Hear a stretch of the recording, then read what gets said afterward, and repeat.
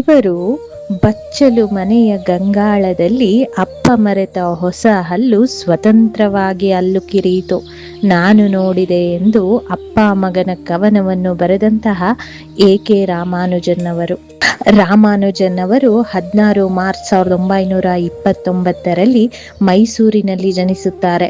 ಇವರ ಪೂರ್ಣ ಹೆಸರು ಅತ್ತಿಪೇಟೆ ಕೃಷ್ಣಸ್ವಾಮಿ ರಾಮಾನುಜನ್. ಇವರು ಮೈಸೂರು ವಿಶ್ವವಿದ್ಯಾಲಯದಿಂದ BA ಪದವಿ ಮತ್ತು MA ಪದವಿಯನ್ನು ಪಡೆಯುತ್ತಾರೆ. ಪುಣೆ ಡೆಕ್ಕನ್ ವಿಶ್ವವಿದ್ಯಾಲಯದಿಂದ ಥಿಯೇಟ್ರಿಕಲ್ ಲಿಂಗ್ವಾಸ್ಟಿಕ್ ವಿಷಯದಲ್ಲಿ ಡಿಪ್ಲೊಮಾ ಪದವಿಯನ್ನು ಪಡೆದಂತಹ ಇವರು ಅಮೆರಿಕದ ಇಂಡಿಯಾನಾ ವಿಶ್ವವಿದ್ಯಾಲಯದಿಂದ PhD ಪದವಿಯನ್ನು ಪಡೆಯುತ್ತಾರೆ. ಬರೋಡಾ, ವಿಸ್ಕಸಿನ್, ಬರ್ಕಲಿ, ಮಿಚಿಗನ್ ವಿಶ್ವವಿದ್ಯಾಲಯಗಳಲ್ಲಿ ಸಂದರ್ಶಕ ಪ್ರಾಧ್ಯಾಪಕರಾಗಿ, ಚಿಕಾಗೋ ವಿಶ್ವವಿದ್ಯಾಲಯದಲ್ಲಿ ಭಾಷಾ ವಿಜ್ಞಾನ ಮತ್ತು ದ್ರಾವಿಡ ಭಾಷಾ ಅಧ್ಯಯನದ ಪ್ರಾಧ್ಯಾಪಕರಾಗಿ ಕಾರ್ಯನಿರ್ವಹಿಸಿದರು. ಭಾರತೀಯ ಸಾಹಿತ್ಯ, ಭಾಷಾಶಾಸ್ತ್ರ, ಜಾನಪದ ಸಾಹಿತ್ಯದ ಕುರಿತು ಅನೇಕ ಲೇಖನಗಳನ್ನು ಬರೆದಿರುವ ಇವರು ದಕ್ಷಿಣ ಏಷ್ಯಾ ಭಾಷೆ ಮತ್ತು ನಾಗರಿಕ ವಿಭಾಗದ ಚೇರ್ಮನ್ ಆಗಿ ಕಾರ್ಯನಿರ್ವಹಿಸುತ್ತಾರೆ. ಇವರ ಬರಹಗಳು ನಡೆದು ಬಂದ ದಾರಿ ಕೃತಿಯಲ್ಲಿ, ಸಾಕ್ಷಿ ಹಾಗೂ ಕೊರವಂಜಿ ಪತ್ರಿಕೆಗಳಲ್ಲಿ ಪ್ರಕಟವಾಗುತ್ತವೆ. 13 ಜುಲೈ 1993ರಲ್ಲಿ ಎ.ಕೆ. ರಾಮಾನುಜನ್ ಅವರು ನಿಧನ ಹೊಂದುತ್ತಾರೆ. ಇವರು ಅಮೆರಿಕದ ಚಿಕಾಗೋ ವಿಶ್ವವಿದ್ಯಾನಿಲಯದಲ್ಲಿ ದಕ್ಷಿಣ ಏಷ್ಯಾ ಭಾಷೆಗಳ ಅಧ್ಯಯನ ಪೀಠವನ್ನು ಸ್ಥಾಪಿಸಿದರು. ಟೈಮ್ಸ್ ಆಫ್ ಇಂಡಿಯಾ ಪತ್ರಿಕೆಯು ಇವರನ್ನು ಸಾಂಸ್ಕೃತಿಕ ನಾವಿಕ ಎಂದು ಗೌರವಿಸಿತು. ಇವರು ಆಕ್ರೋರ ಎಂಬ ಹೆಸರಿನಲ್ಲಿ ಆರಂಭದ ಕಾವ್ಯ ಕೃಷಿಯನ್ನು ನಡೆಸಿದ್ದರು. ಎ.ಕೆ. ರಾಮಾನುಜನ್ ಅವರು A generative grammar of Kannada ಎಂಬ ವಿಷಯದ ಮೇಲೆ ಸಂಶೋಧನೆಯನ್ನು ನಡೆಸಿ ಅಮೆರಿಕಾದ ಇಂಡಿಯಾನಾ ವಿಶ್ವವಿದ್ಯಾಲಯದಿಂದ ಭಾಷಾ ವಿಜ್ಞಾನದಲ್ಲಿ PhD ಪದವಿಯನ್ನು ಪಡೆಯುತ್ತಾರೆ. ಇವರ ಕವನ ಸಂಕಲನಗಳು ಹೊಕ್ಕಳಲ್ಲಿ ಹೂವಿಲ್ಲ ಮತ್ತು ಇತರ ಪದ್ಯಗಳು, 1997 ಮತ್ತು ಇತರ ಕವನಗಳು, ಕುಂಟೋಬಿಲ್ಲೆ ಎಂಬುವಂಥದ್ದು. ಇವರ ಒಕ್ಕಳಲ್ಲಿ ಹೂವಿಲ್ಲ ಅನ್ನುವಂತಹ ಕೃತಿ 1969ರಲ್ಲಿ ಪ್ರಕಟಗೊಳ್ಳುತ್ತದೆ. ಇದು ಇವರ ಪ್ರಸಿದ್ಧ ಮೊದಲ ಕನ್ನಡ ಕವನ ಸಂಕಲನವಾಗಿರುವಂಥದ್ದು. ಧಾರವಾಡದ ಮನೋಹರ ಗ್ರಂಥಮಾಲೆಯಿಂದ ಪ್ರಕಟವಾದಂತಹ ಈ ಕೃತಿ ಆಧುನಿಕ ಕನ್ನಡ ಸಾಹಿತ್ಯದಲ್ಲಿ ವಿಶಿಷ್ಟವಾದ ವಿಮರ್ಶಾತ್ಮಕ ಮತ್ತು ಸಾಂಸ್ಕೃತಿಕ ದೃಷ್ಟಿಕೋನವನ್ನು ಒಳಗೊಂಡಿರುವಂಥದ್ದು. ಇದು ಕುಮಾರವ್ಯಾಸನ ಕಾವ್ಯದಿಂದ ಪ್ರೇರಿತವಾದಂತಹ ಶೀರ್ಷಿಕೆಯನ್ನು ಹೊಂದಿದ್ದು, ಈ ಸಂಕಲನದ ಕವನಗಳು ಸಾಂಪ್ರದಾಯಿಕ ನಿಲುವುಗಳನ್ನು ಪ್ರಶ್ನಿಸುವ, ಪುರಾಣಗಳನ್ನು ವಿಮರ್ಶಿಸುವ ಮತ್ತು ಆಧುನಿಕ ಬದುಕಿನ ಜಟಿಲತೆಗಳನ್ನು ಚಿತ್ರಿಸುವಂತಹ ಕವನಗಳನ್ನು ಒಳಗೊಂಡಿರುವಂಥದ್ದು. ಕುಂಟೋಬಿಲ್ಲೆ ಅನ್ನುವಂಥದ್ದು ಎ.ಕೆ. ರಾಮಾನುಜನ್ ಅವರ ಮತ್ತೊಂದು ಕವನ ಸಂಕಲನ. ಈ ಕವನ ಸಂಕಲನವನ್ನು ಮನೋಹರ ಗ್ರಂಥಮಾಲೆಯು ರಾಮಾನುಜನ್ ಅವರ ಸಮಗ್ರ ಕಾವ್ಯ ಸಂಪುಟದಲ್ಲಿ ಹೊರತಂದಿರುವಂಥದ್ದು. ಇವರ ಈ ಕವನ ಸಂಕಲನದಲ್ಲಿ ಅವರ ಹಳೆಯ ನೆನಪುಗಳು ಮತ್ತು ಸಣ್ಣ ಪುಟ್ಟ ಸಂಗತಿಗಳು ಸಹ ಮಿಂಚುತ್ತಾ ಹೋಗುತ್ತವೆ. ಈ ಸಂಕಲನದಲ್ಲಿನ ಕವಿತೆಗಳಲ್ಲಿ ಬಾಲ್ಯದ ನೆನಪುಗಳು ಮತ್ತು ಚಿಂತನಪರ ವಿಚಾರಗಳನ್ನು ಒಳಗೊಂಡಿರುವಂಥದ್ದು. ಇವರ ಪ್ರಮುಖ ಕವನಗಳನ್ನು ನೋಡುವುದಾದರೆ ಅಪ್ಪ ಮಗ, ಅದರಲ್ಲಿ ಇದು, ಅಂಗುಲ ಹುಳುವಿನ ಪರಕಾಯ ಪ್ರವೇಶ, ಅಮೆರಿಕಾದಲ್ಲಿ ಒಂದು ಕೀಟ, ಒಂದು ಕೊಡೆ ಒಂದು ವಾಚು, ಜಿಗುಪ್ಸೆ, ಬುದ್ಧಿವಂತರಿಗೆ ಕನಸು ಬಿದ್ದರೆ, ಜಪಾನಿ ಶೈಲಿಯ ಋತು ಸಂಹಾರ, 40 ನೆರಳು, ತಾತ ಕೂತಿದ್ದ, ಅವಳಿ ಜವಳಿ, ಅದರಲ್ಲಿ ಇದು. ಇವರ ಅಂಗುಲ ಹುಳುವಿನ ಪರಕಾಯ ಪ್ರವೇಶ ಕವಿತೆಯು ಅಹಂಕಾರ ಮತ್ತು ಮಿತಿಗಳ ಕುರಿತಾದ ಒಂದು ರೂಪಕವಾಗಿರುವಂಥದ್ದು. ತನ್ನ ಸಣ್ಣ ಅಳತೆಯಿಂದಲೇ ಇಡೀ ವಿಶ್ವವನ್ನು ಅಳೆಯಲು ಹೊರಟಂತಹ ಅಂಗುಲ ಹುಳುವಿನ ಅಹಂಕಾರ ಕೊನೆಗೆ ಒಂದು ಕೋಗಿಲೆಯ ಹಾಡಿನ ಮುಂದೆ ಅಳತೆ ಮುಗಿದು ಅದರ ಮಿತಿ ಅರಿವಾಗುವುದನ್ನು ಈ ಕವಿತೆ ಹಾಸ್ಯ ಮತ್ತು ಗಂಭೀರತೆಯ ಮಿಶ್ರಣದಲ್ಲಿ ಚಿತ್ರಿಸಿರುವಂಥದ್ದು. ಈ ಕವಿತೆಯಲ್ಲಿ ಹುಳುವು ಬೇರೆ ಬೇರೆ ವಸ್ತುಗಳನ್ನು ಅಳೆಯುತ್ತಾ ತಾನೇ ಆ ವಸ್ತುವಾಗಿ ಬದಲಾಗುವ, ಅಂದರೆ ಪರಕಾಯ ಪ್ರವೇಶ ಮಾಡುವುದರ ಮೂಲಕ ಅಳತೆಗಾರ ಮತ್ತು ಅಳೆಯುವ ವಸ್ತು ಒಂದೇ ಆಗುವ ದಾರ್ಶನಿಕ ಸನ್ನಿವೇಶವನ್ನು ವಿವರಿಸುವಂಥದ್ದು. ಕವಿತೆಯ ಕೊನೆಯಲ್ಲಿ ಕೋಗಿಲೆಯು ತನ್ನ ಹಾಡನ್ನು ಅಳೆಯಲು ಅಂಗುಲು ಉಳುವಿಗೆ ಆಜ್ಞಾಪಿಸುತ್ತದೆ. ಕೋಗಿಲೆಯ ಹಾಡು ಅಮೂರ್ತವಾದುದರಿಂದ ಅದನ್ನು ಭೌತಿಕವಾಗಿ ಅಳೆಯಲು ಸಾಧ್ಯವಾಗದೆ ಉಳುವು ಸೋಲನ್ನು ಕಾಣುತ್ತದೆ. ಕೊನೆಯಲ್ಲಿ ಅಹಂಕಾರವು ಕೋಗಿಲೆಯ ಹಾಡಿನ ಅಲೆಗಳ ಮುಂದೆ ಮಂಕಾಗಿ ಅಂಗುಲ ಅಳೆಯಿತು ಎಂದು ತನ್ನ ಅಳತೆಯನ್ನು ಮುಗಿಸುವಂಥದ್ದು.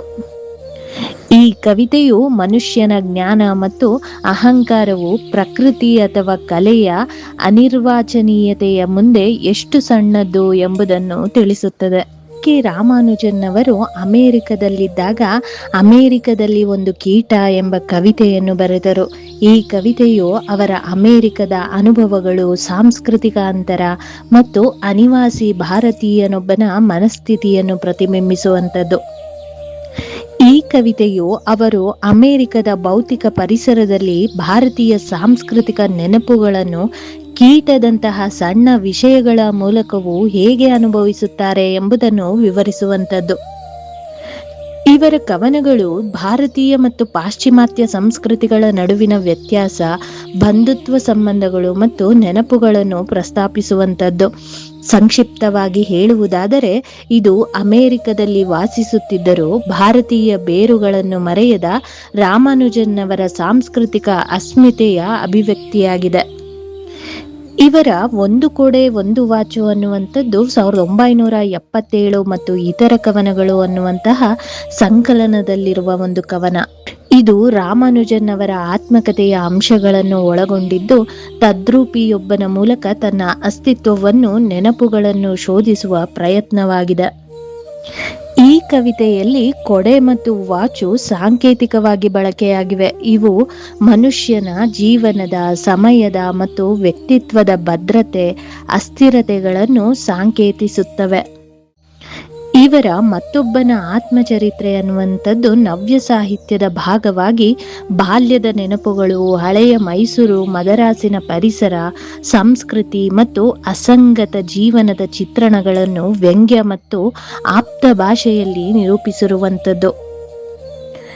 ವಿದೇಶದಲ್ಲಿದ್ದರೂ ತಾಯ್ನಾಡಿನ ನೆನಪಿನೊಂದಿಗೆ ಅಮೆರಿಕ ಮತ್ತು ಭಾರತದ ನಡುವಿನ ಸಾಂಸ್ಕೃತಿಕ ವಿಭ್ರಾಂತಿಯನ್ನು ಈ ಕವಿತೆಗಳು ತೆರೆದಿಡುತ್ತವೆ.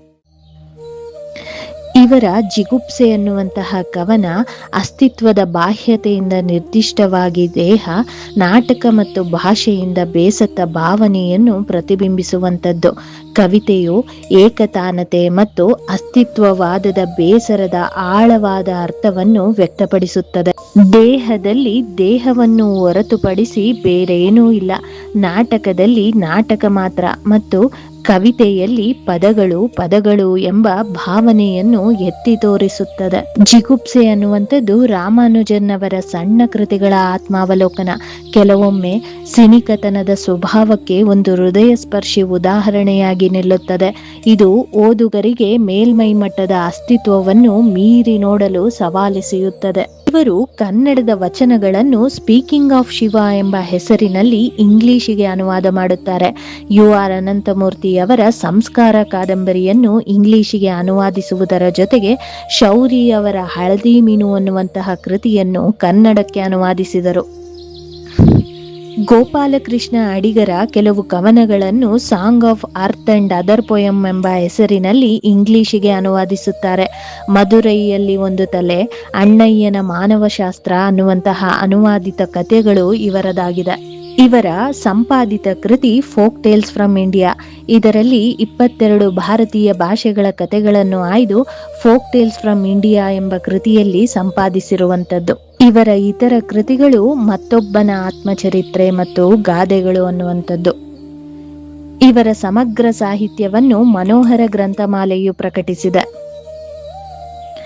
ಇವರ ಇಂಗ್ಲಿಷ್ ಕೃತಿಗಳನ್ನು ನೋಡುವುದಾದರೆ ಸ್ಪೀಕಿಂಗ್ ಆಫ್ ಶಿವಾದ ಇಂಗ್ಲಿಷ್ ಅನುವಾದ, ಸಂಸ್ಕಾರ ಕಾದಂಬರಿಯ ಇಂಗ್ಲಿಷ್ ಅನುವಾದ, is there an Indian way of thinking, where mirrors are windows, towards an anthology of reflection, the interior landscape, folk tales from India, another harmony, social linguistic variation and language change, when God is a customer, a flowering tree and other oral tales from India ಅನ್ನುವಂತಹ English ಕೃತಿಗಳನ್ನು ಬರೆದಿದ್ದರು.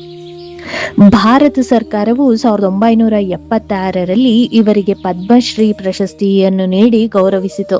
1983ರಲ್ಲಿ ಇವರಿಗೆ ಪ್ರಸಿದ್ಧ ಮ್ಯಾಕ್ Arthur fellowship ಗೌರವವು ದೊರಕಿದೆ. ವಿಶ್ವಮಾನ್ಯ ಕವಿ, ಚಿಂತಕ, ಪ್ರಾಧ್ಯಾಪಕ, ಜನಪದ ತಜ್ಞ, ಶ್ರೇಷ್ಠ ಭಾಷಾ ತಜ್ಞ, ಭಾಷಾಂತರಕಾರ ಹೀಗೆ ವಿವಿಧ ಪ್ರತಿಭೆಗಳ ಮಹೋನ್ನತ ಸಂಗಮರಾದಂತಹ ಎ.ಕೆ. ರಾಮಾನುಜನ್ ಅವರು ಕನ್ನಡ ಮತ್ತು ಇಂಗ್ಲಿಷ್ ಭಾಷೆಗಳಲ್ಲಿ ಮಹತ್ವದ ಕೊಡುಗೆಗಳನ್ನು ಕೊಡುವುದರ ಜೊತೆಗೆ ಕನ್ನಡದ ಕಸ್ತೂರಿಯನ್ನು ವಿಶ್ವದೆಲ್ಲೆಡೆ ಇಂಗ್ಲಿಷ್ ಭಾಷೆಯ ಮೂಲಕ ಪಸರಿಸುವಂತಹ ಕಾರ್ಯವನ್ನು ಮಾಡಿದರು. ಈ ನಿಟ್ಟಿನಲ್ಲಿ ಅವರು ಇಂಗ್ಲಿಷ್ನಲ್ಲಿ ಮೂಡಿಸಿದ ಬಸವಣ್ಣನವರ ಉಳ್ಳವರು ಶಿವಾಲಯವ ಮಾಡುವರು ಅನ್ನುವಂತಹ ವಚನವನ್ನು the rich will make temples for Shiva, what shell A poor man do ಎಂದು ಇಂಗ್ಲಿಷಿಗೆ ಕನ್ನಡದ ವಚನಗಳನ್ನು ಪರಿಚಯ ಮಾಡಿಕೊಡುವಂತಹ ಕೆಲಸವನ್ನು ಉನ್ನತವಾಗಿ ಮಾಡಿದ್ದಾರೆ. ಎ.ಕೆ. ರಾಮಾನುಜನ್ ಅವರ ಕುರಿತಾದಂತಹ ಈ ಕಿರು ಮಾಹಿತಿ ಇಷ್ಟವಾದಲ್ಲಿ ಲೈಕ್ ಮತ್ತು ಶೇರ್ ಮಾಡುವುದನ್ನು ಮರೆಯಬೇಡಿ. ಜೊತೆಗೆ ನಿಮ್ಮ ಅನಿಸಿಕೆಯನ್ನು ಕಮೆಂಟ್ ಮೂಲಕ ತಿಳಿಸಿ. ಧನ್ಯವಾದಗಳು.